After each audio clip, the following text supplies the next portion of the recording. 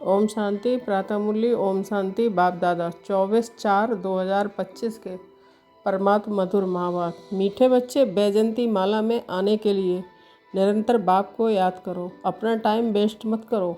पढ़ाई पर पूरा ध्यान दो। प्रश्न है, बाप अपने बच्चों से कौन सी एक रिक्वेस्ट करते हैं? उत्तर, मीठे बच्चे, बाप रिक्वेस्ट करते हैं कि अच्छी रीति पढ़ते रहो, बाप की दाढ़ी की लाज रखो, ऐसा कोई गंदा काम मत करो जिससे बाप का नाम बदनाम हो। सत बाप, सत शिक्षक, सत गुरु की कभी निंदा मत कराओ। प्रतिज्ञा करो, जब तक पढ़ाई है तब तक पवित्र जरूर रहेंगे। गीत, तुम्हें पाके हमने जहाँ पा लिया... ... ओम शांति। ये किन्होंने कहा कि तुम्हें पाकर सारे जहान की राजाई पाते हैं? अभी तुम स्टूडेंट भी हो तो बच्चे भी हो। तुम जानते हो कि बेहद का बाप हम बच्चों को विश्व का मालिक बनाने के लिए आए हैं। उनके सामने हम बैठे हैं और हम राजयोग सीख रहे हैं, अर्थात विश्व का क्राउन प्रिंस प्रिंसेस बनने तुम यहाँ पढ़ने आए हो अथवा पढ़ाई पढ़ते हो। ये गीत तो भक्ति मार्ग का गाया हुआ है। बुद्धि से बच्चे जानते हैं कि हम विश्व के महाराजा महारानी बनेंगे। बाप है ज्ञान का सागर, सुप्रीम रूहानी टीचर, रूहों को बैठ पढ़ाते हैं। आत्मा इन शरीर रूपी कर्मेंद्रियों द्वारा जानती है कि हम बाप से विश्व क्राउन प्रिंस प्रिंसेस बनने के लिए पाठशाला में बैठे हैं। कितना नशा होना चाहिए? अपनी दिल से पूछो, इतना नशा हम स्टूडेंट में है? ये कोई नई बात भी नहीं है। हम कल्प विश्व के क्राउन प्रिंस प्रिंसेस बनने के लिए बाप के पास आए हैं। जो बाप है, बाप भी है, टीचर भी है। बाप पूछते हैं तो सभी कहते हैं कि हम तो सूर्यवंशी क्राउन प्रिंस प्रिंसेस व लक्ष्मी नारायण बनेंगे। अपनी दिल से पूछना चाहिए कि हम ऐसा पुरुषार्थ करते हैं। बेहद का बाप जो स्वर्ग का वर्षा देने आए हैं, वह हमारा बाप टीचर गुरु भी है, तो ज़रूर वर्षा भी इतना ऊंच ते ऊंच देंगे। देखना चाहिए कि हमको इतनी खुशी है कि हम आज पढ़ते हैं, कल क्राउन प्रिंस बनेंगे, क्योंकि ये संगम है ना। अभी इस पार हो उस पार स्वर्ग में जाने के लिए पढ़ते हैं। वहाँ तो सर्वगुण संपन्न 16 कला संपन्न बनकर ही जाएंगे। हम ऐसे लायक बने हैं? अपने से पूछना होता है। एक नारद भगत की बात नहीं है, तुम सब भगत थे। अब बाप भक्ति से छुड़ाते हैं।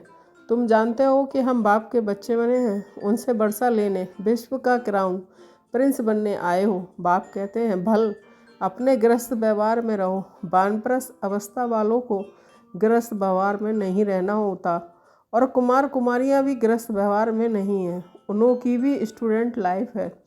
ब्रह्मचर्य में ही पढ़ाई पढ़ते हैं। अब ये पढ़ाई है बहुत ऊंच, इसमें पवित्र बनना है हमेशा के लिए। वह तो ब्रह्मचर्य में पढ़कर फिर विचार में जाते हैं, विकार में जाते हैं। तुम यह ब्रह्मचर्य में रहकर पूरी पढ़ाई पढ़ते हो। बाप कहते हैं कि हम पवित्रता का सागर हैं, तुमको भी बनाते हैं। तुम जानते हो आधा कल्प हम पवित्र रहते थे।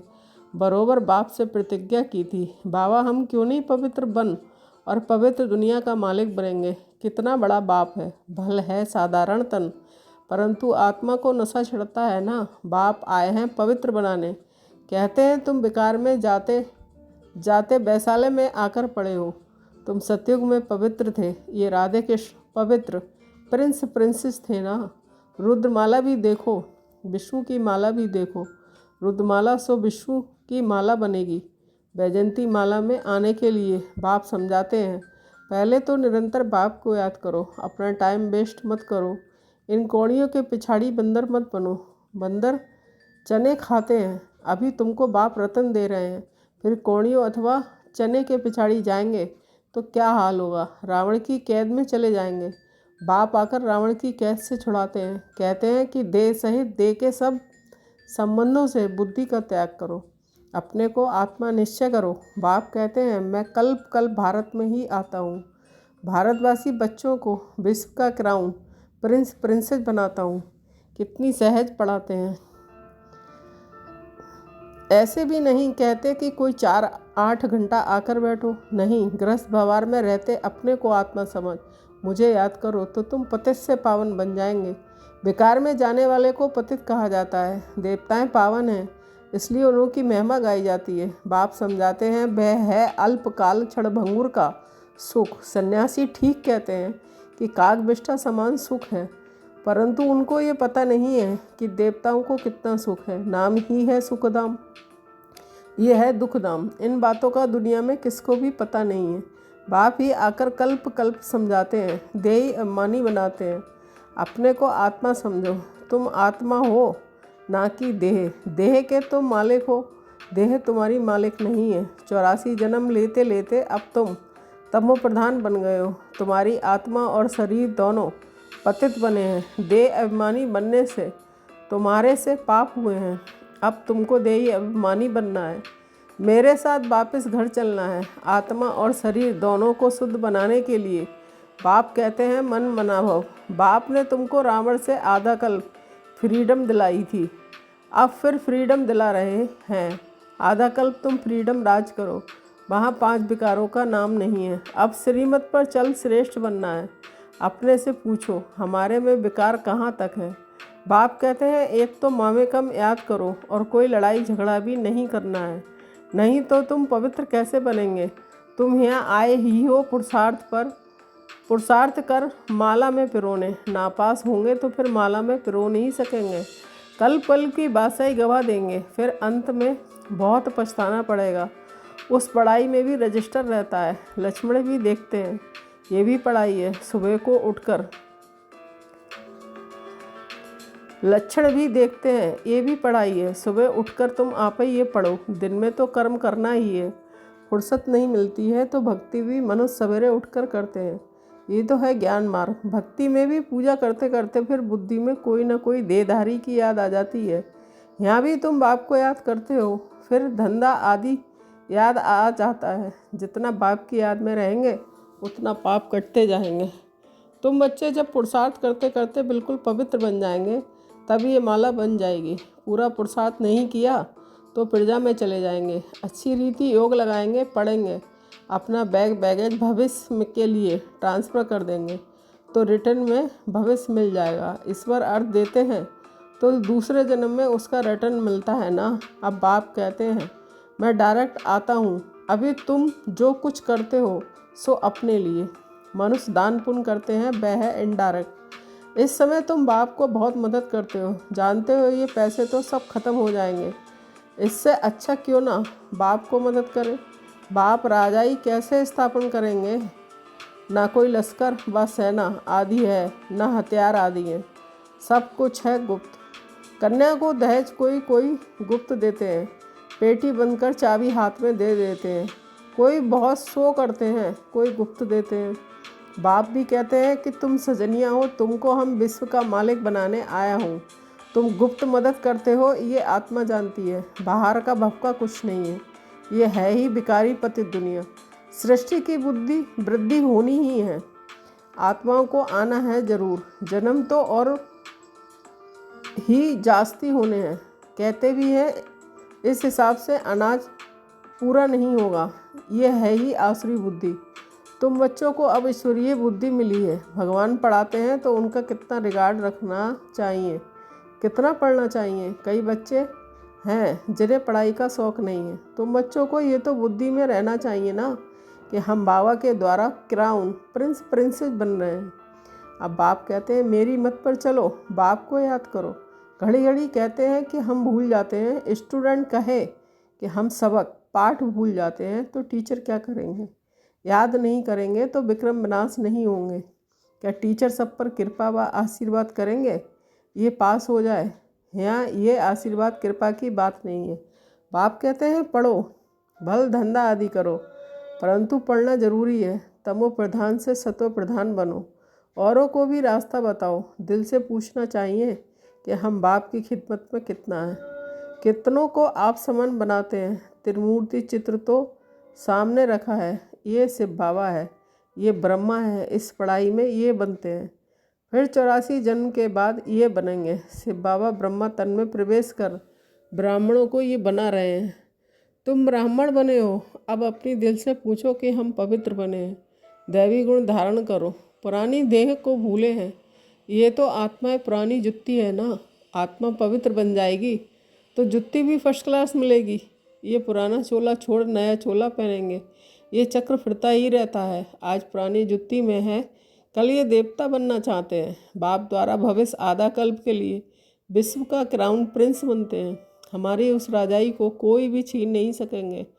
तो बाप की श्रीमत पर चलना चाहिए ना। अपने से पूछो कि हम कितना याद करते हैं, कितना सुदर्शन चक्रधारी बनते हैं और बनाते हैं।